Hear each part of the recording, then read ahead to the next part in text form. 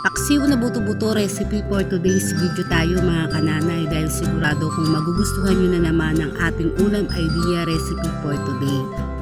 At syempre sigurado kung magugustuhan ito ng inyong pamilya dahil legit na napakasarap nito, dahil sarsa pa lang ay talaga namang swak na sa inyong panlasa.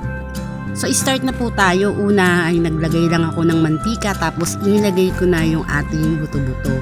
Hahalu-haluin lang natin siyang mabuti. At kapag okay na, ay pwede na tayong maglagay ng bawang, pamintang buo at laurel.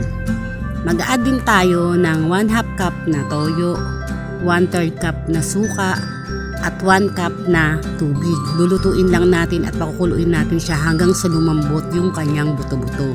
At kapag malambot na yung buto-buto ay hahalu-haluin lang natin siya at i-add na natin yung ating isang boteng Mang Tomas sarsa. Tapos mix-mix lang natin at maglagay naman tayo ng 1/3 cup na sugar.